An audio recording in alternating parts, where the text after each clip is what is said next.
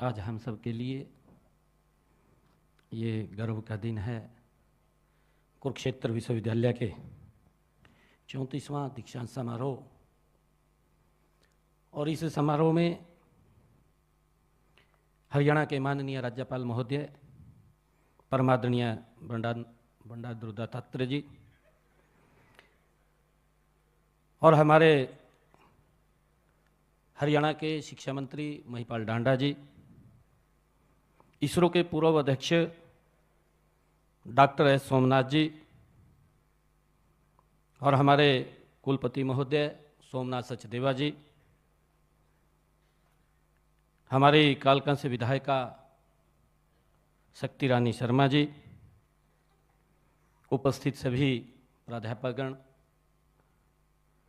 सभी हमारे स्टूडेंट्स आज जो पीएचडी की उपाधि आज लेने वाले हैं, मैं आप सबको आज इस अवसर के ऊपर बहुत बहुत बधाई देता हूं, शुभकामनाएं देता हूं।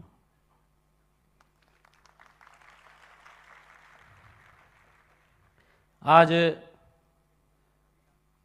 ये उपाधि व पदक प्राप्त करने वाले सभी विद्यार्थियों को मैं बहुत बधाई भी देता हूं और कहना चाहता हूं कि सपनों की उड़ान है, सपनों की उड़ान है, हौसलों की पहचान है। केवल डिग्री नहीं है, यह आपकी मेहनत का सम्मान है।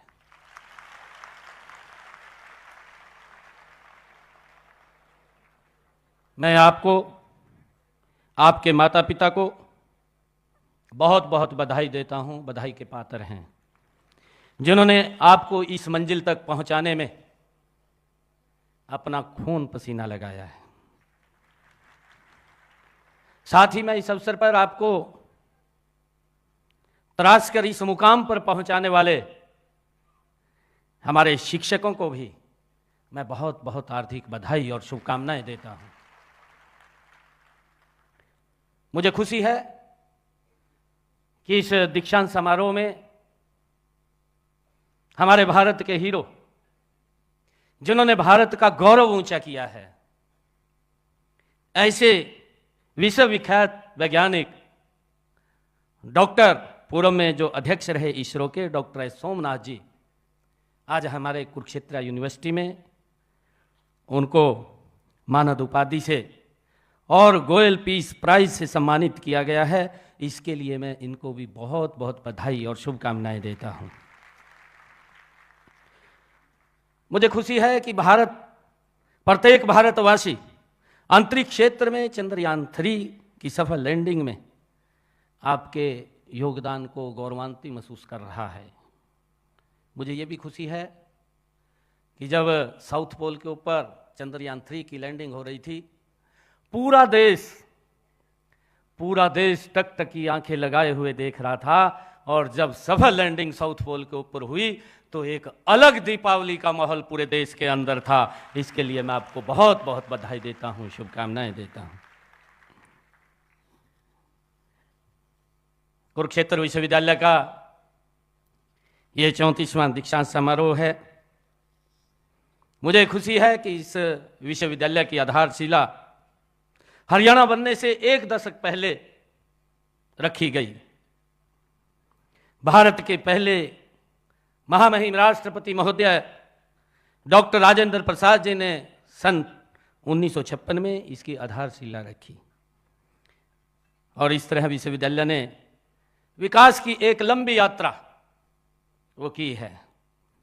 मुझे आज यह बात कहते हुए गर्व की अनुभूति हो रही है कि हरियाणा प्रदेश ने शिक्षा, खेल, सांस्कृतिक शोध, औद्योगिक क्षेत्र में प्रगति कर अग्रणी भूमिका के रूप में भारत में हरियाणा की एक अलग पहचान बनाई है। मैं इस पहचान में हरियाणा के कुरुक्षेत्र विश्वविद्यालय का महत्वपूर्ण योगदान है, इसकी मैं सराहना करता हूं, आप सबको बधाई देता हूं। हमने ऐसे ही संस्थानों की क्षमता के बलबूते नई शिक्षा नीति को पूरी तरह से लागू किया है।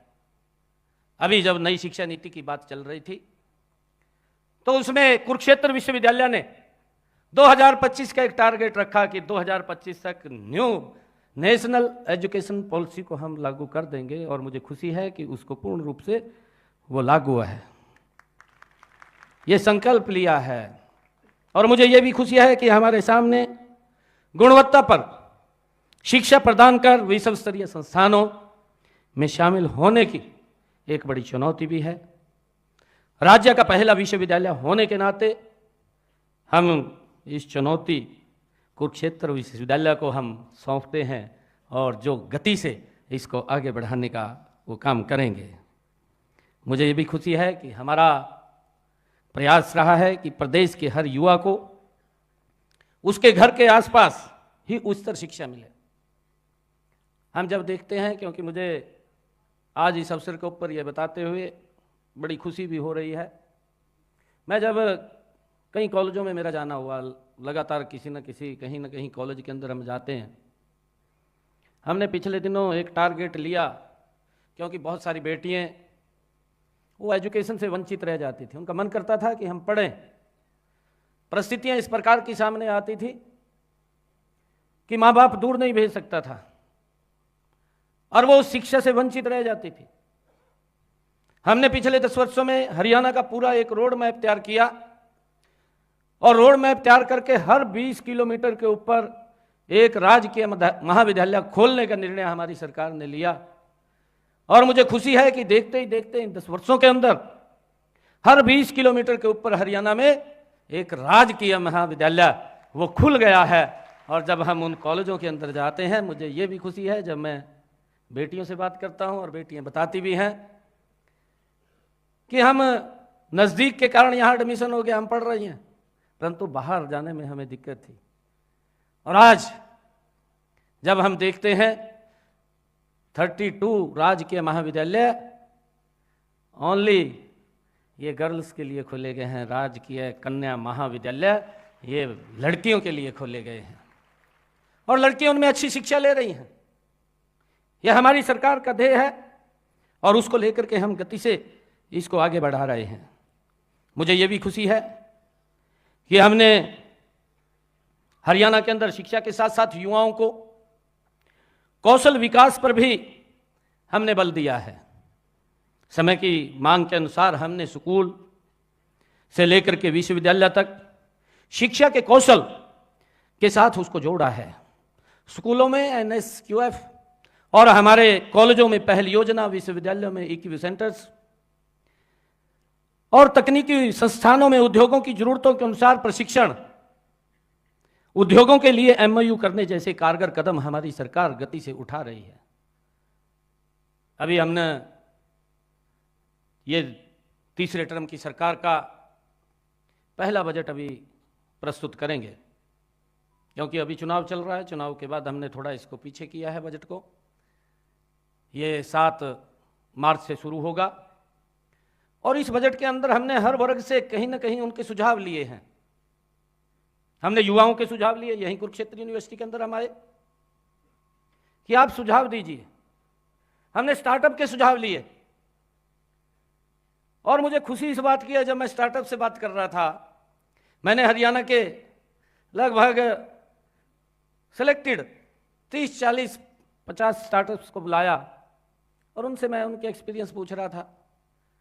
उन्होंने कई स्टार्टअप्स ने मुझे बताया कि मैं एजुकेशन कर रहा हूं और मैंने 5 पैसा घर से भी नहीं लिया और मैंने पढ़ते पढ़ते ही अपना स्टार्टअप शुरू कर दिया।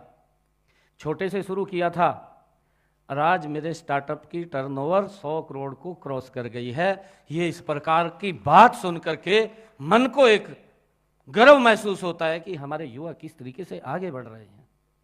उनकी सोच इस प्रकार की है कि हमने कुछ करना है। आज भारत विकसित भारत की तरफ गति से बढ़ रहा है। हम देख रहे हैं कि आदरणीय नरेंद्र मोदी जी का जो विजन है, आदरणीय मोदी जी की जो सोच है कि भारत ये 2047 तक विकसित राष्ट्र बने। हमारे सभी युवा साथी आज यहां से अपने अपने अलग अलग क्षेत्रों के अंदर देश में सेवाएं देने के लिए आप लोग तत्पर हैं, तैयार हैं। आप इस विकसित राष्ट्र के अंदर आप लोगों की बड़ी भूमिका होगी। इस भारत को विकसित राष्ट्र बनाने में आपका महत्वपूर्ण योगदान होगा। मुझे यह खुशी है आप लोगों के बीच में बताते हुए कि आदरणीय प्रधानमंत्री जी का जो विजन है, आदरणीय प्रधानमंत्री जी ने जो कहा कि हमने 2047 तक ये विकसित राष्ट्र बनाना है। अभी आप लोगों ने पिछले दिनों देखा होगा, हमने आजादी का 75वां वर्ष मनाया। हम संविधान का 75 वर्ष पूरे हो गए हैं, उसका गौरव दिवस के रूप में मना रहे हैं। आदरणीय प्रधानमंत्री जी की जो सोच थी कि भारत जब गुलामी की जंजीरों में जकड़ा हुआ था, हमारे उन क्रांतिकारी वीरों ने इस भारत की गुलामी की जंजीरों को काटने के लिए इस भारत भूमि के ऊपर अपने आप को कुर्बान किया। वो ऐसे महानायक थे, वो ऐसे महान क्रांतिकारी वीर थे जिनकी सोच थी आने वाली पीढ़ियां हमारी सुरक्षित रहें, हम जो कष्ट सहन कर रहे हैं उनको वो कष्ट सहन न करना पड़े।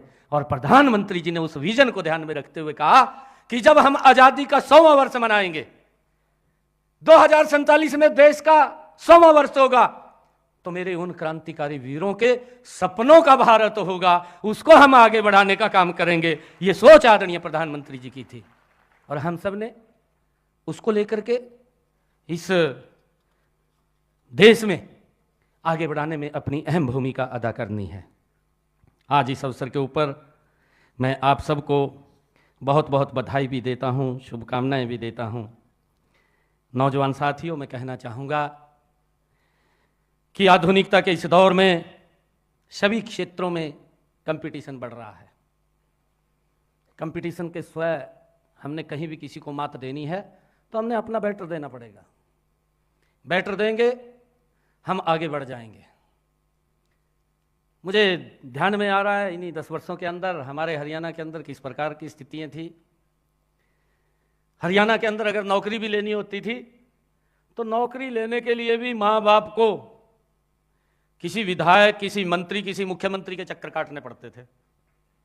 ना काटने पड़ते हो तो आप उस समय के दौर को ध्यान में करके सोचिए जो वो समय था। और समय लंबा भी नहीं था, ये 2014 से पहले का समय था कि एक नौकरी लेने के लिए हमें विधायक के चक्कर काटने पड़ते थे, मंत्री के पास जाना पड़ता था या मुख्यमंत्री के चक्कर काटने पड़ते थे, तब जाकर के कहीं सोच सकता था माँ बाप कि मेरे बेटे को, बच्चे को, बच्ची को नौकरी लग जाएगी। युवाओं के अंदर एक अविश्वास पैदा हो रहा था कि नौकरी पढ़ने से नहीं, नौकरी तो किसी के चक्कर काटने से मिलेगी, यह विश्वास हो रहा था। परंतु उस अविश्वास को पिछले 10 वर्षों में हमने एक मिशन मोड के अंदर काम किया और युवाओं के अंदर एक बड़ा विश्वास पैदा करने का काम किया। आज मुझे खुशी है इस बात की, हमारे जब SCS अधिकारी, जब उनकी ट्रेनिंग खत्म होती है और मैं उनके बीच में जाता हूं, SCS अधिकारी के, वो मुझे बुलाते हैं, जब मैं उनके बीच में बात करने के लिए जाता हूं और परिचय होता है तो परिचय में एक बात वो बोलते हैं कि मैं एक गरीब परिवार की बेटी हूं और इस सरकार के कारण बिना पर्ची खर्ची के SCS अधिकारी लग गई हूं। ये विश्वास युवाओं के अंदर बड़ा है।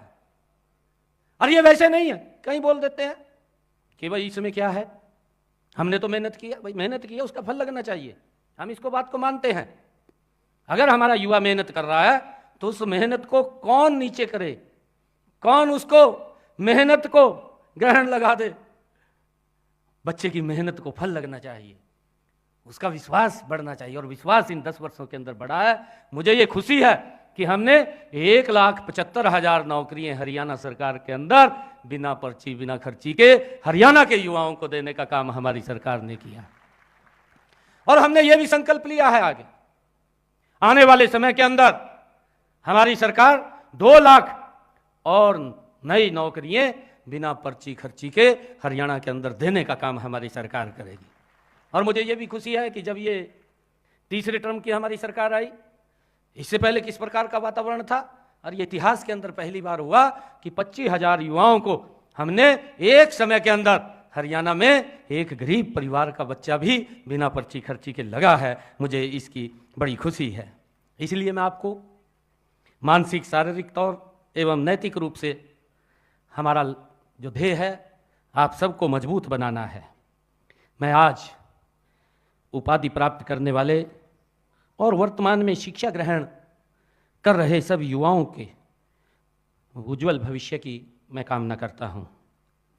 और एक बात मुझे याद आ रही है, स्वामीनाथन जी हमारे एस सोमनाथ जी हमारे बीच में बैठे हैं, जो इसरो के पूर्व अध्यक्ष हैं। इनसे हमें प्रेरणा मिलती है। ये हमारे भारत के वो आइकन हैं जिसने भारत के गौरव को ऊंचा किया है। मैं आप लोगों से कहना चाहूँगा, बनो सूरज, बनो सूरज, रोशनी खुद आएगी। बनो सूरज, रोशनी खुद आएगी। करो मेहनत, कामयाबी अपना सर झुका करके आएगी। आप सबका बहुत बहुत धन्यवाद। इन्हीं शब्दों के साथ जय हिंद, जय भारत, जय भारत।